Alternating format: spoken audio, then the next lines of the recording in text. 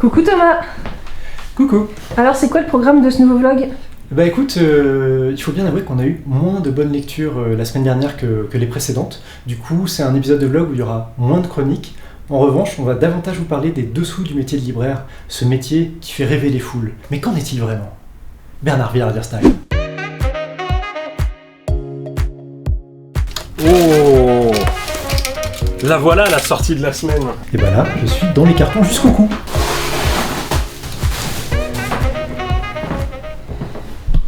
Du coup Thomas, je voulais savoir en quoi ça impacte ton quotidien, toutes ces commandes internet ? Alors, pour moi, ça reste totalement mon métier de libraire, le fait qu'on fait du conseil, sauf qu'on s'adresse beaucoup plus de monde que juste dans notre petit magasin du 16e arrondissement.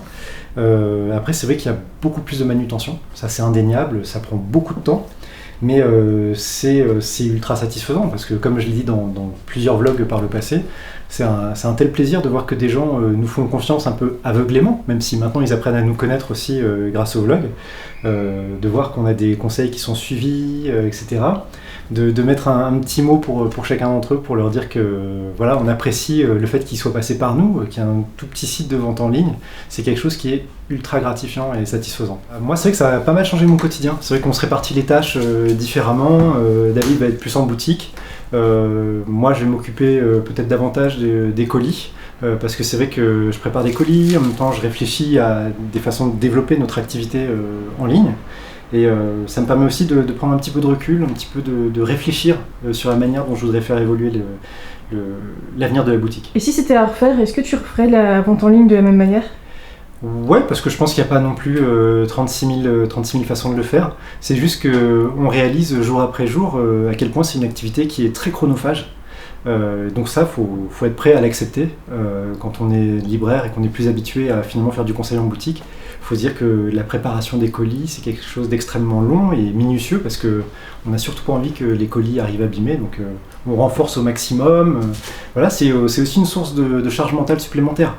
Les problèmes de livraison, les colis abîmés, donc ça amène des choses en plus à gérer, mais je trouve ça très excitant. En fait, là, moi je suis libraire, je suis aussi chef d'entreprise, puisque c'est une petite entreprise qui tourne avec nous quatre, et je trouve ça excitant de me dire, tiens, j'essaie de développer d'autres activités au sein de ce petit local. Je ne regrette pas du tout, d'autant que, comme pour de nombreux confrères, l'année 2023 et l'année 2024, elles sont très difficiles. L'activité en librairie a vraiment chuté depuis quelques mois, voire maintenant plus d'un an, parce qu'il y a une baisse de fréquentation, c'est-à-dire qu'on est arrivé à un point très haut en 2021-2022, et petit à petit, l'activité redescend à son niveau d'avant 2020, parce que désormais les gens ont repris leurs activités normales. Il n'y a plus ce côté confinement, etc., qui faisait que les gens faisaient le plein de BD, comme ils faisaient le plein de papier toilette auparavant.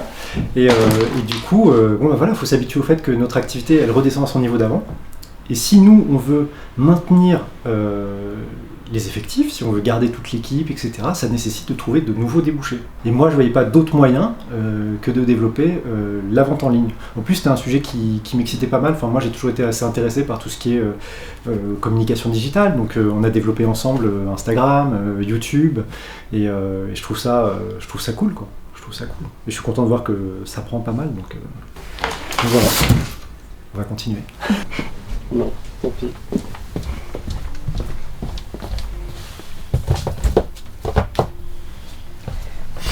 Alors David, je peux t'embêter un instant ? Dis-moi. Oui. Je me demandais, tu vois, chaque semaine on doit faire de la manutention, ouvrir des cartons, ranger les bouquins, et je me demandais si c'était pesant pour toi. C'est une bonne question. Pesant, ouais, parce que c'est lourd. Mais blague à part, ouais, c'est forcément un peu contraignant. La manutention, c'est pas évident, surtout que on le fait, j'ai envie de dire, à la bonne franquette. On n'est pas dans un entrepôt avec des mesures, avec du matériel, avec des choses comme ça. J'ai un peu mal au dos par moment, ou ailleurs, mais bon, ça fait partie des choses, on sait que ça arrive, donc on se relaie, on fait attention, on se préserve. Voilà, c'est un des aspects, effectivement, pas facile. Voilà. Forcément, en plus, là, avec le nombre de commandes qu'on a sur internet, Thomas est moins présent en magasin parce que lui fait plutôt les colis, puisque de toute façon il doit être ici quand moi je suis pas là, vu qu'on se relaie en semaine. Donc voilà, forcément je suis ici et y a les colis à traiter. Regardez-moi ça. Il y en a pas mal. Ça c'est juste l'arrivage du jour et on en a eu 20. Et c'est à peu près toutes les semaines. Ouais. Mais bon, c'est pas lassant ce côté répétitif du métier? Non, parce qu'on finit par le faire vite, le côté manutention, et quand on ouvre des cartons, on a toujours on a le contenu qui nous intéresse, quoi. C'est pas comme si j'ouvrais désolé pas à tous ceux qui travaillent dans la grande distribution, mais j'ouvre pas des boîtes de petits pois, quoi. Donc ça, effectivement, c'est vrai que c'est pas si évident, c'est presque un peu aliénant par moment, mais on n'a pas non plus des volumes démentiels, donc on arrive à passer assez vite, efficacement, je dirais. Enfin, moi, personnellement, j'arrive à m'y faire. Et avec tous ces cartons, est-ce que tu as encore le temps de conseiller les clients quand ils rentrent en boutique? Ah ouais, c'est la priorité. C'est la priorité. S'il y a trop de clients et qu'on n'a pas le temps de faire les cartons, ce serait même l'idéal. Mais bon, là, mardi, grisaille d'automne qui arrive, on a un peu de temps. C'est le moment où on a du temps, justement, parce qu'on sait qu'en fin de journée, on va avoir du monde. Donc, il faut le traiter avant 17h, quoi, à peu près. Et c'est quoi ce que tu préfères dans ce métier? Ce que je préfère dans le métier de libraire, bouquiner et discuter des bouquins, c'est quand même la base. Je pense que s'il n'y avait pas ça, je pourrais bosser n'importe où, dans n'importe quelle boutique, ce serait pareil. Et puis tout ce que ça va engendrer derrière, notamment quand on fait des dédicaces, on rencontre des auteurs. Il est bien dégommé le carton Hachette. Hein? Le carton Hachette, il est défoncé. On ne sait pas ce qui se passe dans les camions et je crois qu'on n'a pas envie de savoir ce qui se passe dans les camions. Est-ce que quand on est libraire, on a l'impression d'avoir tout lu, ou tu te dis toujours « Ah mince, j'ai pas assez lu ». Non, c'est l'inverse, j'ai pas assez lu, effectivement, t'as vu tout ce qu'il y a ici. Une question qu'on nous pose souvent, régulièrement en librairie, c'est quand on conseille des choses comme ça et qu'on s'arrête pas de conseiller, c'est « Waouh, mais vous avez tout lu !» Ouais, non, c'est pas vrai du tout, parce que, je sais pas combien on a de refs là en ce moment à la librairie, mais on a plusieurs milliers de livres, vous vous rendez compte le temps qu'il faut pour lire plusieurs milliers de livres? Voilà, sans parler des éventuelles suites et des séries à 25 tomes pour les mangas. Nous, on n'a pas tout lu, on n'a jamais tout lu. Et regardez la production et le nombre les milliers de livres qui sortent chaque année, rien qu'en France, il faut plus d'une vie pour tout lire. Voilà. Donc, je me rassure comme ça. Du coup, ça te stresse pas trop quand un client te demande « Ah, est-ce que vous avez lu ça ?» et t'es là « Ah, bah non !» Non, au début, oui. Quand on débute en librairie et qu'on n'a pas forcément beaucoup de bagages... parce qu'effectivement, moi, je vais aussi piocher dans tout ce que j'ai lu il y a des années maintenant. Et voilà, je sais que Thomas, il a encore plus de bases de données, je dirais, mais ça vient avec le temps, de toute façon. Mais quand j'ai débuté, je me rappelle la première fois que j'ai fait un conseil dans un rayon roman jeunesse, alors que j'en lisais pas, quoi. À ce moment-là, j'étais tout content, j'étais tout fier. Ah, j'ai réussi, j'ai vendu un livre, quoi. C'était ma première semaine en librairie. Voilà, professionnellement. Une fois, un de mes maîtres de stage, il y a des années de ça, m'avait dit « Pour former un libraire en plein, il faut 10 ans. » Bon, moi, ça fait à peu près 10 ans, c'est cool, c'est fini. Non, c'est jamais fini. Voilà. On se forme tous les jours. C'est de la formation continue, là. Alors, t'as de nouvelles commandes aujourd'hui? Tu sais, moi, le mardi, quand Hugo n'est pas là, c'est journée préparation de commandes internet, parce qu'il y a pas mal de commandes le week-end grâce à l'épisode de vlog notamment. Et du coup, là, je suis dans les cartons jusqu'au cou. Je suis en train de préparer la commande de notre ami Joël, qui a choisi ce titre, mis en avant la semaine dernière par Hugo. Je ne dis pas le titre parce qu'à chaque fois je me plante, tu le sais très bien. Sa Majesté des Mouches, présenté par David avec brio la semaine dernière. Monkey Meat, très bon comics indé, qui est ressorti à 10€ chez Panini. Ça, c'est une opération dont il faut profiter. Et enfin, le one-shot de Ben Stenbeck, collaborateur, un proche de Mike Mignola, intitulé Poussière d'os. Si vous aimez les délires à la Shaolin Cowboy, c'est pour vous. Et une commande qui te fera particulièrement plaisir, c'est celle-ci, qui contient notamment le très bel album d'Alix Garin, Impénétrable, et 100% féminin, avec Éclore de Aude Mermiot, qui était un de mes coups de cœur. Voilà, donc non, c'est cool, franchement, je suis ravi. Et il y en a encore d'autres, mais bon, on peut pas tout présenter non plus. Oh, la voilà, la sortie de la semaine. Yeah. Attends, ça vient. A few moments later. L'assassin de Trotsky, Mercader, ça se prononce comme ça. Corrigez-moi les historiens. Donc ça, c'est un premier tome sur 2, puisqu'on a déjà... c'est une collection qui fait des bouquins en 2 tomes. Et un peu dans le même esprit, même si c'est pas la même collection, c'est le même éditeur que Le Banquier du Reich que je vois ici, que Le Médecin d'Himmler, également. Voilà, des titres... En 2 tomes, c'est relativement court, mais c'est suffisamment long pour être percutant. Donc j'en attends beaucoup, personnellement, de celui-ci. Et celui-là, il part dans ma besace dès ce soir. Super. Donc, encore une fois, on va le lire avant d'en parler, mais c'est un espoir de la librairie. Alors, on a reçu beaucoup de nouveautés aujourd'hui. Ouais. Bah, David s'en est occupé. Moi, j'étais en train de faire les colis à côté. Beaucoup de choses. Très peu en manga. Tu vois, je crois qu'il n'y a que Jojo Land que, en tout cas, on va photographier pour Instagram. Effectivement, en revanche, tu vas voir beaucoup de choses en BD. Bah, tu vois, on disait tout à l'heure que les lectures du week-end n'avaient pas forcément été passionnantes. Là, il y a un nouvel arrivage qui peut être intéressant. Beaucoup de BD historiques. La réédition en intégrale de Grand Vampire de Johann Sfar. Voilà, donc là, j'empile un petit peu, si tu veux, les nouveautés qu'on va photographier sur Instagram. J'en profite pour présenter quelques titres au passage. Réédition de Celle qui parle d'Alicia Jaraba. On en avait déjà parlé, c'est l'histoire de la Malinche, la Mexicaine qui a accueilli les Espagnols, les conquistadors avec Cortés. Un nouveau mensuel qui s'appelle Charlotte. On va beaucoup en entendre parler. La couverture, c'est Chris Ware. Et dedans, il y a une nouvelle histoire de Bastien Duvas. Autant dire que ça va faire jaser. Ça a l'air super mignon, tiens. Cowboy de Cécile.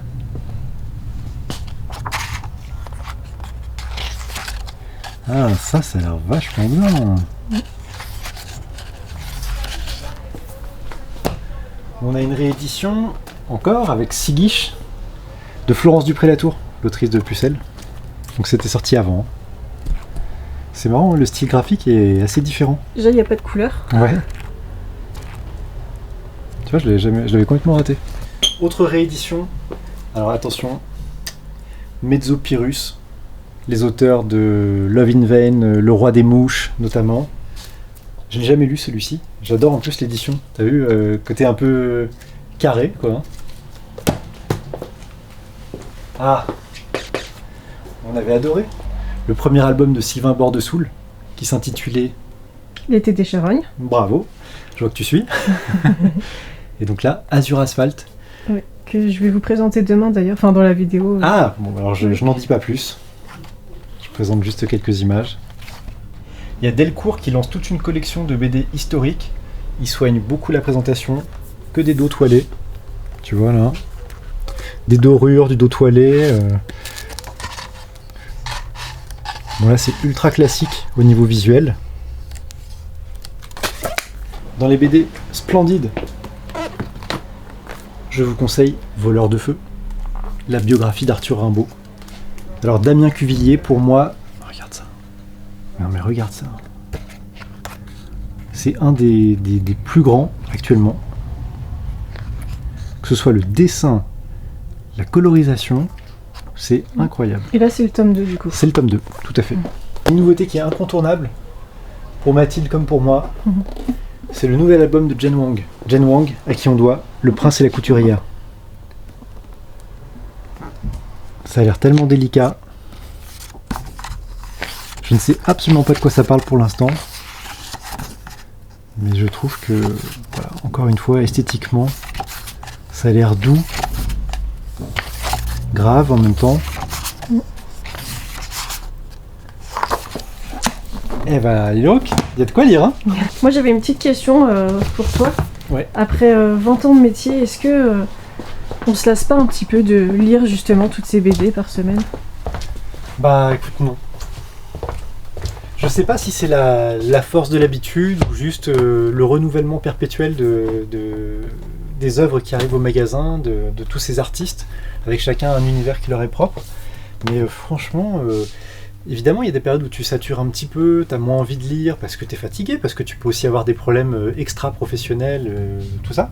Mais franchement, j'y reviens toujours. Il y a toujours un moment où je me sens en manque de lecture. Et puis il y a le plaisir aussi de faire découvrir ces œuvres à nos lecteurs, à nos clients qui viennent au magasin, qui viennent chaque semaine, chaque mois, parfois une fois par an, ils viennent des fois juste à Noël parce qu'ils ont des cadeaux à faire et qu'ils nous font confiance. Mais il y a le plaisir de faire découvrir à tous ces gens nos meilleures lectures.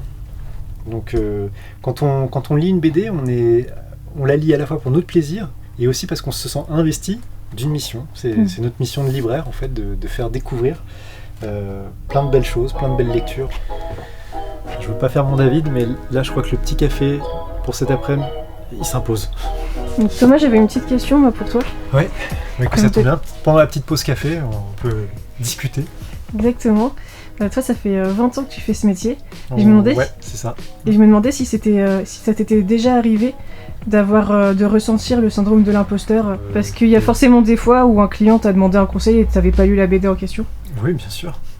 Bon, je vais te dire honnêtement, là, vis-à-vis de ça, je suis très cool par rapport à ça. Hein, parce que, tu sais, évidemment qu'on peut pas tout lire. T'as 4000 bouquins qui sortent chaque année. Moi, si tu veux, je me présente pas comme un spécialiste de chaque genre de la BD. Moi, je préfère me considérer comme un généraliste, une espèce d'éclaireur qui va faire découvrir des séries à des gens. Mais évidemment, je peux pas lire tous les volumes de toutes les séries qui sortent. Tu m'imagines en train de lire les 107 One Piece, plus les 72 Naruto, et je t'en passe des meilleurs. Non, bien sûr. Non, de toute façon, 80% des gens, ils viennent au magasin, nos habitués, hein, j'entends, pour la nouveauté. Donc ils veulent savoir, est-ce que vous avez lu le tome 1, ou est-ce que vous avez lu par exemple Arca. Donc là, oui, je suis en mesure de leur dire, effectivement, je l'ai lu, parce que j'accorde beaucoup de soin aux lectures des débuts de série ou des one-shots. Parce que c'est principalement là-dessus qu'on nous interroge. Après, je prétends pas avoir la science infuse, donc quand j'ai pas lu, tout simplement, je dis aux gens, non, désolé, celui-là, je l'ai pas lu. On peut aller regarder les avis sur Internet ensemble, s'ils le souhaitent. Mais non, il n'y a pas de syndrome de l'imposteur. Après, quand j'ai commencé, il y a 20 ans, donc c'était 2004, je suis arrivé chez BD Flash à Rambouillet, hein, comme certains le savent, et j'étais principalement axé manga. Donc c'est vrai que sur la BD, je pataugeais un petit peu. Mais bon, mon boss de l'époque, Hervé, il était là pour me coacher, pour me dire qu'est-ce que je devais lire en priorité, pour me faire une culture BD. Bon bah maintenant, j'ai lu quelques dizaines de milliers de BD, donc c'est bon, je suis au point, quoi, tu vois. Mais évidemment, tu peux pas tout lire. Il faut l'accepter. Il faut être humble vis-à-vis de ça, quoi. Après, je pense que pour les jeunes libraires, ceux qui découvrent le métier aujourd'hui en 2024, faut avoir la soif de lecture. On peut évidemment pas les obliger à lire en dehors de leurs heures de travail, hein, c'est tout à fait normal, mais il faut que ça vienne d'eux, qu'ils aient envie de découvrir des choses. Il faut surtout pas, je dirais, rester dans sa spécialité, son truc. Moi, ce que j'aime, c'est tel type de manga, c'est le comics de super-héros. Il faut vraiment s'ouvrir à un maximum de choses, parce que la satisfaction quand tu es libraire, c'est de faire découvrir plein de choses différentes à différents lectorats. Et donc pour ça, pas le choix, faut lire. Je me demandais si vous aviez des cadeaux, des jouets Pokémon. Mon fils m'a dit, Pokémon, on va juste avoir des petites figurines comme ça, c'est à peu près tout. Vous en avez aussi là, d'accord. Des petits jouets comme ceci. Ok. Et puis après des cartes. Ah oui, c'est ça. Là, j'ai reçu 1, 2, 3, 4, plus là-bas. J'ai reçu au moins 6 sacs de courses, rien que de BD en occasion. Et surveillez vraiment bien les pages occasion du site librairiebd16.fr, parce que vous allez voir, il y a des choses assez géniales. On a rentré Révolution, on a rentré Héraclès, Atargul, Sangoma, les Aigles de Rome. Voilà, il y a plein de choses géniales qui sont arrivées sur le site. Là au moment où je vous parle, au moment où vous êtes en train de découvrir la vidéo, donc foncez, parce que je pense que ça va pas rester très longtemps. On va se faire un petit point sur les nouveautés de ce jeudi. Vous allez voir, il y a des dingueries. Le tome 14 de Manchuria Opium Squad. La réédition, après, allez, on va être gentil, 10 ou 15 ans, de Pineapple Army. C'est une série vintage de Naoki Urasawa, avec Kazuya Kudo au scénario. Une série très fun. Alors c'est pas Monster, c'est pas 20th Century Boy, mais c'est une super série d'action des années 80-90. Les aventures de ce mercenaire. Franchement, beau format en plus. Je vous le conseille. Voilà, si vous êtes des complétistes de Urasawa, vous pouvez y aller. La grosse sortie du jour, c'est Capitaine Flamme L'Empereur éternel. C'est la reprise par Sylvain Runberg et Alexis Talon au dessin du héros de l'enfance des enfants des années 80.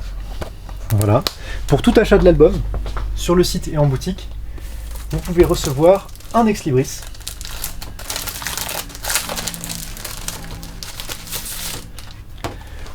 Que voici. Donc n'oubliez pas de préciser pour vos commandes internet un petit code genre Capitaine Flamme ou s'il vous plaît rajoutez-moi l'ex-libris Capitaine Flamme. On en a pas mal, on le rajoute d'office.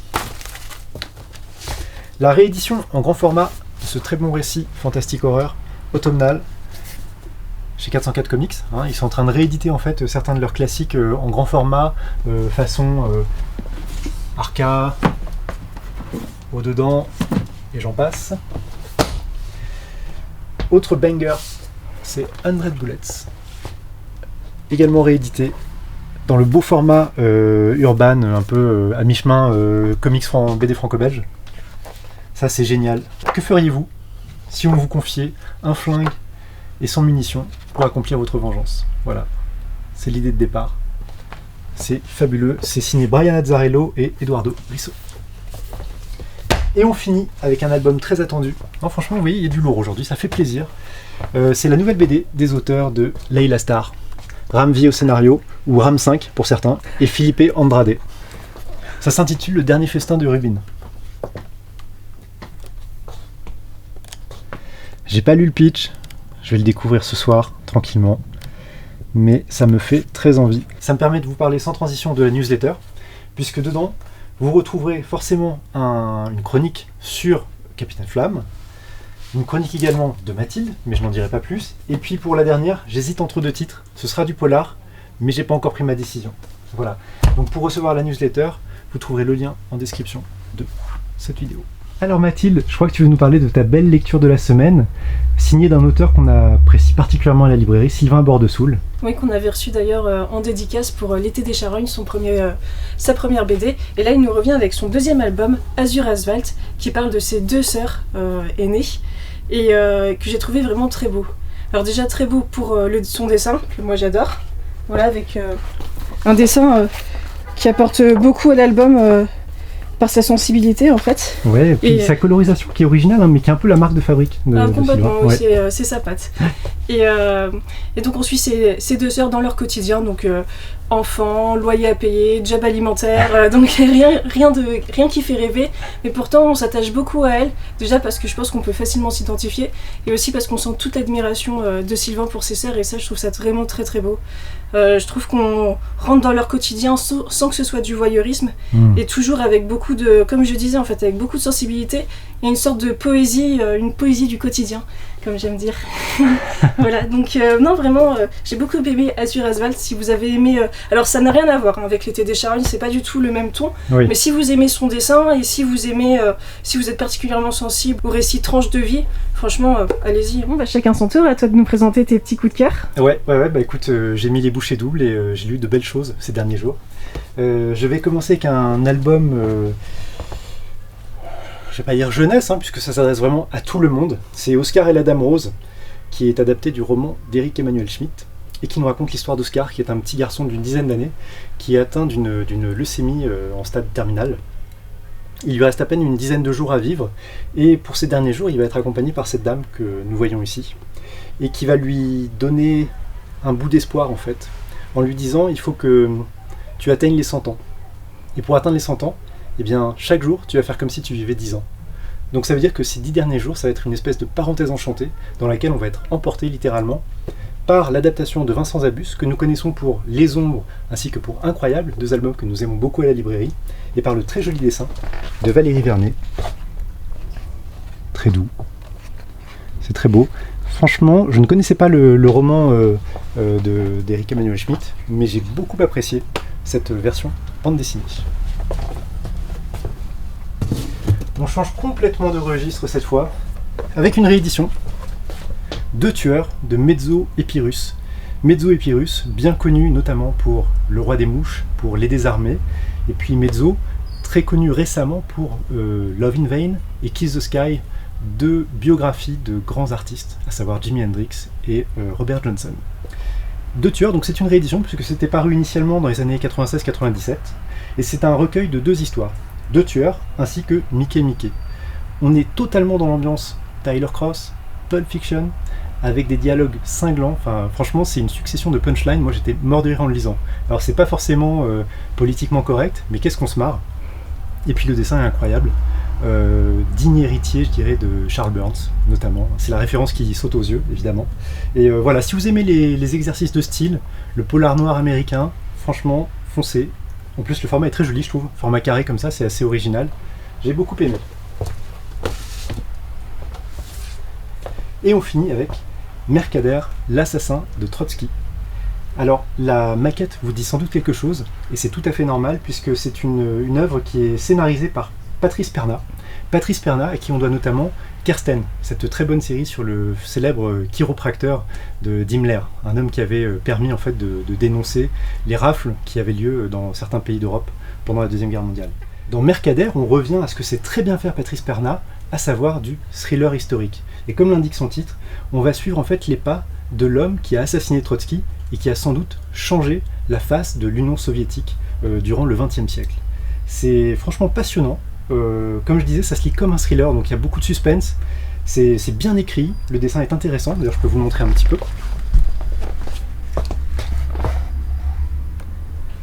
Voilà, un dessin plutôt dur et réaliste, qui colle très bien avec l'atmosphère du récit. Voilà, ce sera en 2 tomes, et je vous le conseille vivement.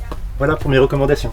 Alors Mathilde, la plupart de nos abonnés te connaissent déjà depuis un certain temps, mais pour les nouveaux arrivés, est-ce que tu voudrais bien nous refaire une petite présentation de tes fonctions au sein de la librairie, puisque chez BD16, nous sommes 3 libraires, mais nous sommes également une chargée de com. Je te laisse la parole. Voilà, exactement. Donc, je suis chargée de communication à la librairie BD16 et donc je m'occupe des 2 newsletters qu'on sort par semaine, donc la newsletter BD et manga.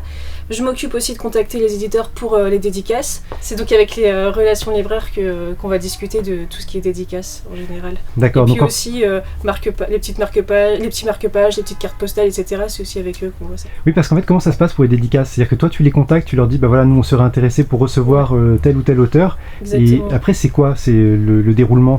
T'as des réponses positives tout le temps? Non.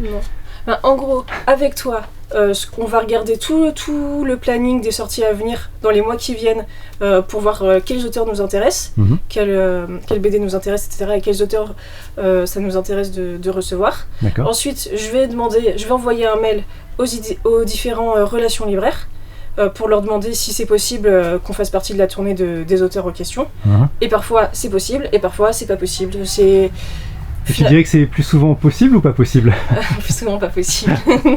Après, c'est comme ça, hein, c'est le jeu, on n'est pas les seuls à demander des auteurs en dédicace, et puis moi je suis très contente parce qu'on en reçoit quand même assez régulièrement. Ouais, c'est vrai, non, mais c'est intéressant de se dire que voilà, il suffit pas de claquer des doigts et de dire bah tiens, on veut recevoir Brecht Evans et il débarque chez nous. Moi j'aimerais bien, mais non, mais cela dit, il vient le 29 novembre. Le 29 novembre à la librairie. Et puis aussi, je m'occupe de tout ce qui est création de contenu, donc les vidéos que vous regardez chaque samedi sur notre chaîne YouTube, les photos que vous pouvez retrouver sur Instagram, et puis voilà, après j'ai quelques petites tâches annexes qui viennent s'ajouter par-ci par-là, mais ça c'est mes tâches principales. D'accord, et tu t'occupes également de tout ce qui est partenariat avec les éditeurs qui souhaitent promouvoir, collaborer avec nous, exactement, comme on l'a fait la semaine dernière pour avec Revival. Avec Revival, tout à fait, sur le très beau manga Ikkyu. Alors, on va rentrer un peu plus dans le détail technique, parce qu'il y a des gens que ça intéresse certainement, mais pour une vidéo de 25, on va dire entre 20 et 30 minutes de vidéo qui sortent le samedi, ça prend combien de temps de montage et combien de rush? Enfin, tu vois, j'ai envie de savoir un peu plus de détails sur l'aspect technique. Donc pour le montage, c'est environ 8 heures de montage parce que j'aime bien habiller les vidéos, faire un petit peu ajouter des petites animations, etc. Donc il faut les trouver, etc. Ouais, non, c'est vrai qu'on réalise pas forcément quand on n'est pas du tout dans cet univers-là. Moi par exemple, c'est vrai que à part tenir la caméra de temps en temps, j'ai aucune notion de montage, mais c'est énormément de travail, quoi. Parce qu'en fait, il faut regarder tous les rushs. Enfin moi, c'est ce que je fais en tout cas. Je regarde tous les rushs pour me rappeler exactement les choses importantes. Ensuite, je les mets pas forcément dans l'ordre de la journée en fait. J'essaie de faire un montage un petit peu ludique, sympa. Faut rajouter les musiques, faut rajouter les petites animations juste quand j'écris par exemple mardi, etc. Bon, c'est pas grand chose, mais voilà, faut ajouter tout ça et au final, je pense qu'on arrive bien à 8 heures de montage. Alors, à moi de te poser une question. il y a très peu de librairies qui ont une chargée de com ou une chargée de contenu pour les médias. Ouais. Qu'est-ce qui t'a donné envie de m'engager finalement ? En fait, je crois qu'il faut se remettre dans le contexte du post-Covid. Parce que au moment où la librairie a fermé pour une durée d'1 mois et demi, 2 mois, au moment du premier confinement, moi je continuais d'alimenter l'Instagram de la boutique et je me suis rendu compte que ça avait un impact très important, beaucoup plus qu'avant en fait, sur la réputation de la librairie. Et moi ça m'a amené à réfléchir, et puis toi je savais que tu avais des compétences techniques en matière de photo, en matière de montage, et je me suis dit, mais finalement il y a peu de librairies qui font ça, est-ce que ce serait pas intéressant de développer de façon professionnelle le contenu que propose la librairie sur Instagram, puis à ton initiative sur YouTube. Et franchement je regrette pas, parce que c'est vrai que ça nous permet d'avoir une réputation qui dépasse largement finalement les frontières de notre magasin, et qui nous permet d'être connus un petit peu partout en France. Donc ça, je trouve ça génial, et j'ai envie qu'on persévère toujours dans cette voie. Bon il est temps de partir, hein. Et ouais, l'heure de la fermeture approche. Je suis vraiment tiraillé entre 2 sentiments, parce que d'un côté j'ai envie de prendre de la lecture, j'ai envie de me relire André de Boulette, j'ai envie de me prendre le Ramvi, mais ce soir il se trouve que j'ai rendez-vous avec des potes de la communauté WhatsApp pour un petit apéro, donc je sais pas à quelle heure je vais rentrer, donc je pense que je vais être très raisonnable sur le nombre de lectures que je vais ramener à la maison. À la semaine prochaine.